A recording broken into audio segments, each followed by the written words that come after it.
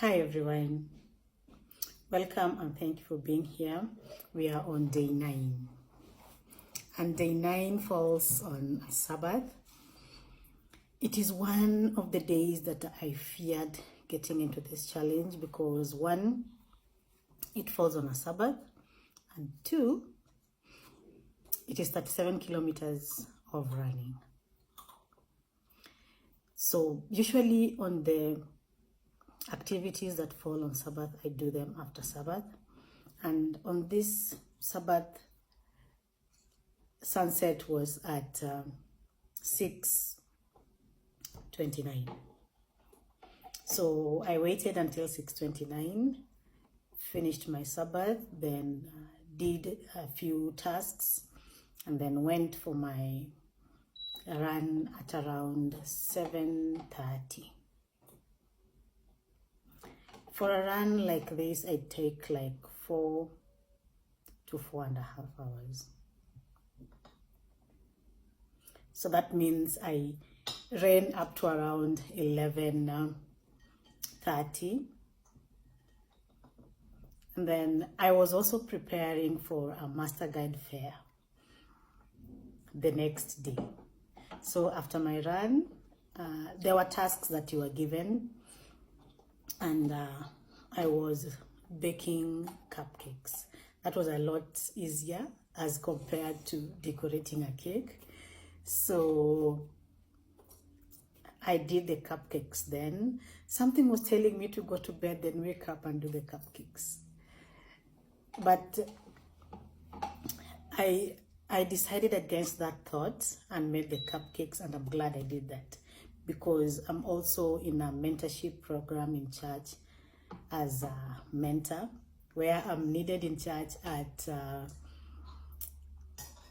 6 in the morning. So waking up, making the cupcakes, and then they cool and I carry them would have been hard. So I'm glad I did them at night. And yeah, I think that is the activity. It was hard because I was on my feet. I would have loved for it to be a bike ride because that is the easiest option now. But yeah, I did it, and I was able to get to the mentorship program on time. Sleep deprived, but on time. After that, now will come on day 10. That is the story for day 10. And to story number 9. Story of my 9th year. I'm in boarding school. I'm now in grade 3. And my sister complains and tells my parents, no, this child cannot be in boarding school. She's too small. It's cold out here. There's no one to take care of her. I'm also in school, but she was just concerned about my well-being.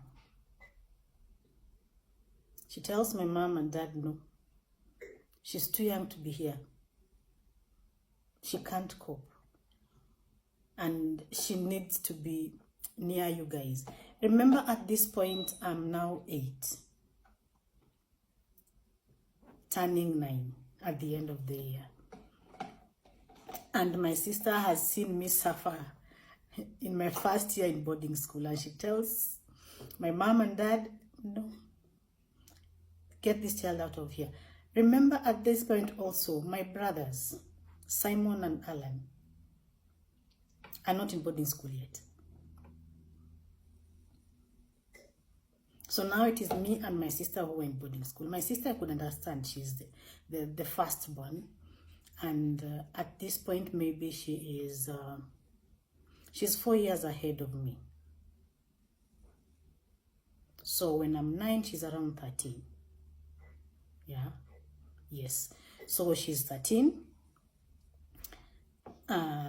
Simon is 11, Alan is 10, and I'm 9. So you see, we are do, re, mi, fa. Then there is 4 years, then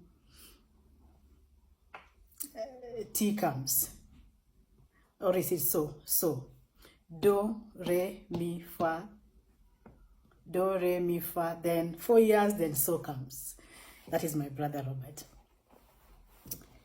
My parents listened and took me out of boarding school.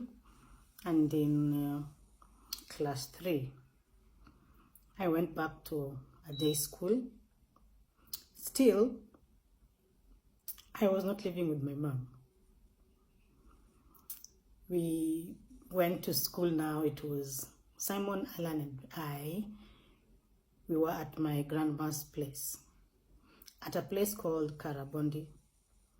It's in Homa Bay County. The school is called Akwakra Primary School. So I sat there again in class 3. We used to call it boarding Kadani. We'd be at my grandma's from Monday to Friday. Then on the weekends, we'd be at my mom and dad's place. It was close by. Gendia is not far. And yeah, they would come and pick us on Friday. They had a car. My dad had a car. He would come and pick us. We were picked on Friday and then dropped back on Sunday evening. So that is why we call it boarding Kadani. We used to go to boarding at our grandma's place. So I had not entirely escaped the boarding school, but it was better because now I was at my grandma's. At least they are familiar faces. There is no the harsh environment, the cold. It was at least better, but still I was not with my mom on a daily basis. It was on the weekends. Yeah, so we call it boarding Kadani. So my brothers had a taste of boarding before they went to the real boarding.